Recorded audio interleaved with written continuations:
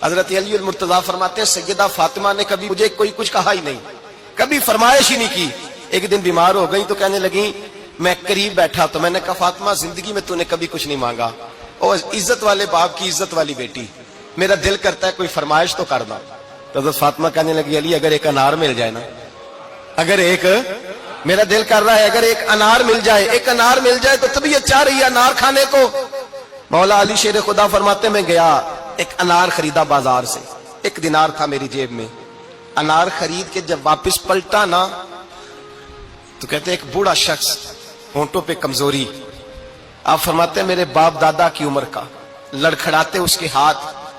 اور کہنے لگا علی میں بھوکا ہوں کئی دنوں کا۔ حضرت علی فرماتے ہیں میرے پاس وہ 1 دینار تھا جس کا انار آ گیا، کہتے میں نے اسی وقت وہ انار نکالا، اس شخص کے ہاتھ میں رکھا،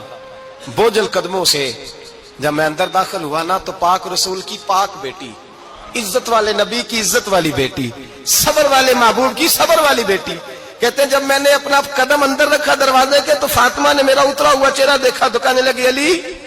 پیسے اللہ کے راستے میں دے آئے ہو، خیرات کر رہے ہو۔ حضرت شیر خدا رضی اللہ تعالیٰ عنہ فرماتے ہیں میں فاطمہ کی طرف دیکھا تو میں حیران ہو گیا، میں نے کہا فاطمہ تجھے، کہنے لگی مجھے یقین ہے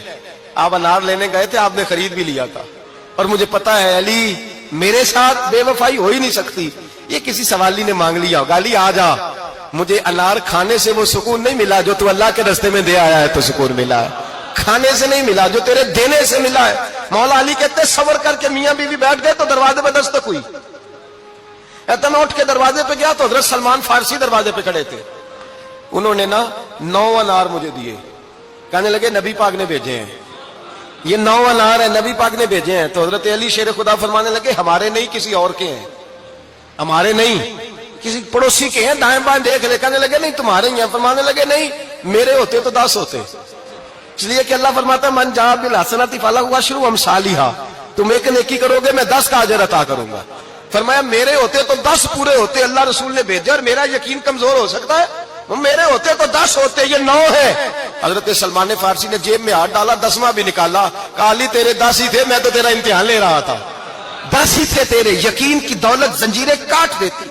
یقین کی دولت انسان کو نواز دیتی۔ جب تو لڑکھڑاتا ہوا آیا ہے، میرے نبی پاک نے فرمایا یوں نہ کہا کر کے یا اللہ چاہے تو دے چاہے تو نہ دے،